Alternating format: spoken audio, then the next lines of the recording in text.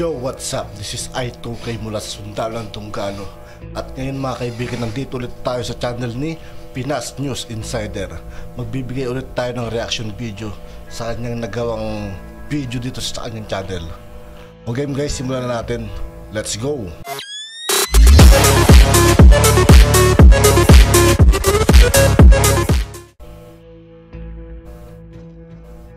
Ito ang balita ngayon. Viral at trending ngayon sa mundo ng social media. Ang di umano'y balitang Vice President and Deputy Secretary Sara Duterte Carpio may pasabog. K-12 program magbabago na. Pero bago natin simulan ang balitang ito, please huwag kalimutang i-like ang video at guys, huwag natin kalimutan mag-like and subscribe sa kanyang channel Pinas News Insider kung gusto natin ng mga ganitong klaseng balita tungkol sa mga gobyerno, para kahit paano may mga nautunan o nalalaman tayo para sa mga kung ano man nangyayari sa ating mga minamahal na gobyerno. I-press natin subscribe at i-click ang notification bell para mas maging updated pa kayo lalo sa lahat pa ng bagong videos na i-upload namin. At eto na nga mga kababayan, kinumpirmang i-re-revisa ang K-12 program.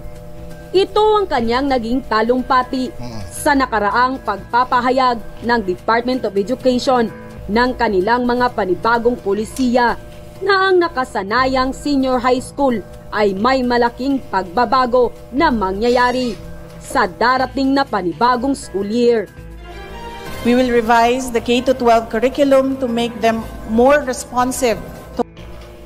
Sa totoo lang, useless din naman kasi yung mga K-12 na yan eh. Hindi naman required. So, siyempre, kailangan magka-apply ng trabaho, kailangan pa nila yung college degree or high school graduate. Hindi naman nahanap yung mga K-12 na yan eh. Diba?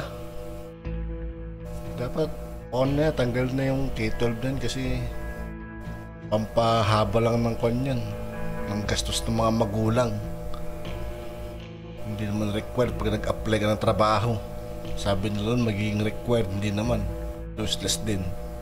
To our aspiration as a nation to develop lifelong learners who are imbued with 21st century skills, discipline, and patriotism. Itinakda mismo ni Vice President Sara Duterte Carpio na kasama't nakapaloob sa panibagong revisyon ng K-12 program ang mandatory military service, alinsunod sa kanyang ipinangako noong kampanyahan pa lamang para sa 2022 election. Mananatiling 12 taon in summarize ang years ng mag-aaral sa elementary, junior at senior high school. Ngunit ang panibagong curriculum ng senior high school ang isa sa mga target ng Vice President at Deputy Secretary na si Sara Duterte Carpio na maribisa ayon mismo sa kanyang naging talumpati. Bukod sa English proficiency at iba pang asignatura, dito na daw dapat ipasok ang mandatory military service para sa lahat ng mag-aaral bago pumasok o tumungtong sa kanilang college year. We will strengthen our literacy and numeracy programs. We will revitalize our reading, science and technology, and math programs by utilizing the gains of previous programs. The programs will be benchmarked with local and international best practices, consulted with experts, and will be research or evidence-based. We will improve English proficiency while recognizing linguistic diversity. We will work towards the goal of English language proficiency within the context of a multilingual nation. We will integrate peace competencies such as social awareness, responsibility, care for the environment, value for diversity, self-esteem, positive character, resilience, and human security into the various learning areas of the K-12 curriculum. Nang lumabas nga ang balitang ito, ay hindi naman mapigilan ng marami sa ating mga kababayan na magbigay ng kanilang hinaing at komento sa mundo ng social media. At ayon pa sa kanila, isang araw malaking pasanin para sa mga magulang Oo. ng mga mag-aaral ang Totoo yun. Kasi nilagyan pa yan ng mga K-12 na yan. Hindi naman required ng mga pag nag-apply ng trabaho, wala naman, hindi naman hinahanap. K-12 program at marami sa kanila ang nanawagan sa pamahalaan na sana'y tapusin na ang K-12. Tama lang yan, may alis ang K-12 dahil lalong nagpapahirap yan sa mga mahihirap at hindi yan nakakatulong sa mga manggagawang magulang. At kahit graduate ng K-12, hirap din maka-apply ng trabaho at sobrang Totoo yun. Mas sinahanap pa rin nila yung mga high school graduate, ganun. K-12 sabi nila pwede mag-apply ng trabaho, hindi kasi nangalingan yun. hirap yan sa mamamayan. At sana makontrol ng gobyerno ang ating bilihin sa pamilihan. Ma'am Inday, God bless, ug daghang salamat. Unta imong mapadayon ang nasugdan ni Tatay Diggs. God bless Pilipinas. Sana nga po, mawala na ang K-12 na yan. Wala din namang makuhang magandang trabaho at kailangan pa talaga ang 4 years college courses. Tama, dapat ng tudukan. PBBM and BP Sara, mabuhay po kayo. Our years at school before are enough. The extra 2 years is a burden to the parents and the student. Nakakatuwa po si BP Sara Duterte. Kasi kahapon lang, di ba? Kahapon, sinabi ni Sara Duterte na communist-inspired. Itong gagawing 1 linggong perwisyo. Yan sinasabi ni Sara Duterte, translate ko lang. Perwisyo to sa pag-aaral ng mga bata. Kung kailan naghabol yung mga bata ng pag-aaral, no? Perwisyo. Itong 1 linggo na to na tigil pasada. Ang binabanatan pa rito, ngayon showdown na po to na sa DepEd, no? For the first time po, nakarinig po ako ng isang DepEd secretary na bumanat po sa AK. Dati po, wala pong bumibira na direkta sa AK, yung Alliance of Concerned Teacher, yung pinamumunuan ni Congressman, ano na nga ang pangalan nun? Ng AK. Kasi po, nagpahayag sila na susuporta sila sa tigil pasada. Imagine niyo, congressman kayo ng teacher. Ang mga teacher po, karamihan, siguro 90% ng teacher, mga mananakay po yan, mga pasahero po. No? Paano mong, at yung mga estudyante lalo, siguro 99%, 98% ng mga estudyante sa publikong paaralan ay mga pasahero. No? Paano yung natin na kayo ay representative ng mga guro, no?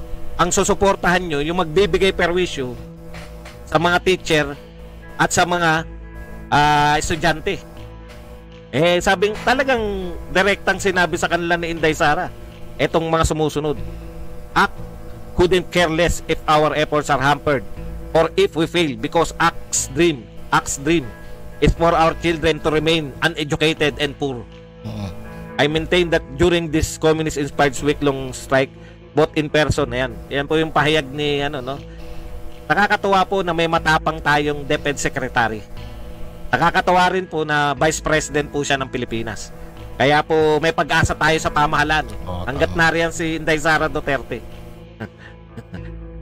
Okay, isa pa.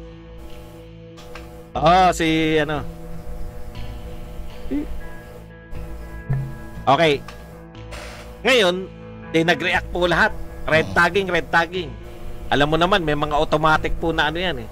May mga automatic po sa, basta po nakarinig ng mga communist-inspired.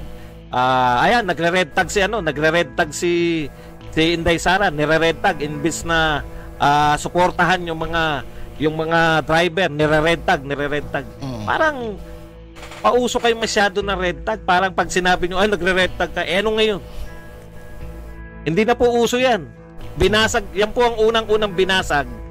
Yung kulturang, pag nagbintang kasi sila na nag-red tag ka, akala mo, babaguhin mo na buhay mo dahil nag-red tag ka. Hindi ako nagre-red tag. Pero yan po yung binago ng NTF-ELCAC, yung kultura. Na pag sinabi lang nag-red tag ka, takot na. Ito po ang sagot ni Inday Sara kahapon po. Kaya ang sarap po paminsan-minsan, di ba?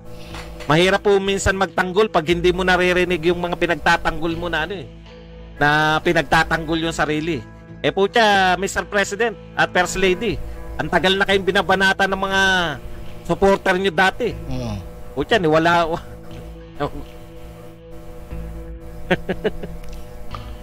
Araw-araw kayo binabanata, kaya nagkakaroon ng ng lakas ng loob yung mga kalaban, yung mga kakamping tsaka yung mga dilawan.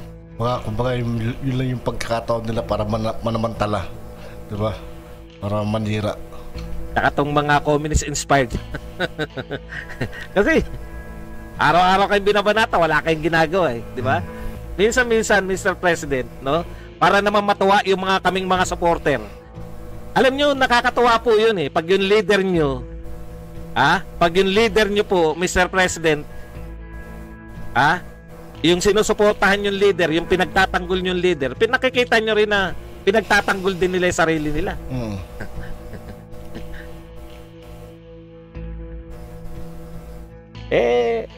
Binabastos kayo harap-harapan, Mr. President, pati First Lady mo, binabastos harap-harapan. Hindi po namin kayo iiwan, pero paminsan-minsan naman po, ipagtanggol nyo rin na sarili nyo. Kahit na salitaan lang. Kasi nakakapanghina po na parang tama pa ba itong ginagawa namin? Yung pinagtatanggol nga namin, dehin bokiki. Okay, punta po. Ang bait kasi ng Pangulo natin, nung tutuusin. Hindi niya na pinahalos, hindi niya na pinapansin yung mga nenira sa kanya. Kumbaga, hinahayaan niyo na lang. Ang bait kasi ng pamilya Marcos. Puta. Hindi po kami nagdedeklara na hindi na namin kayo sinusuportahan. Gusto namin kayo suportahan. Gusto rin namin makita na hindi po kayo kung sino-sino na lang tumatawag sa inyo na kung ano-anong pangalan at kung ano-ano. No? Hindi po masama paminsan-minsan yung palagan yung inyong mga detractors. Kasi sa pagpalag po ninyo, inaarmasan nyo rin po yung mga supporter ninyo. Yun po ang katotohanan. Okay. Punta po tayo, balik po tayo rito. Kita nyo po to, natutuwa po kami. Pinagtanggol po namin si Inday Sara. Tapos, sinabihan siya red tagger. Sinabihan siya na kakampi ng kung ano-ano. Ngayon, sumagot na naman agad. Di meron na naman kaming bala para ibato sa kanila. Ganun lang po yung Mr. President Parang ikaw yung leader namin na binabakbakan ka kahit saan. Yung mga tagapagtanggol mo, kanya-kanya kaming hugot kung paano ka namin ipagtatanggol. Wala kaming ideya kung paano kayo pagtatanggol. Kanya-kanya lang kami, di ba? Pinagtatanggol ka namin pero sa sarili naming paraan. At yun na nga mga kababayan. At dito nga po nagtatapos ang ating reaction video dito kay Pinas News Insider. Muli ako po si I2K ng Sundalo ng Tunggalo. Maraming salamat sa patuloy na pagsuporta ninyo. Yeah, peace out.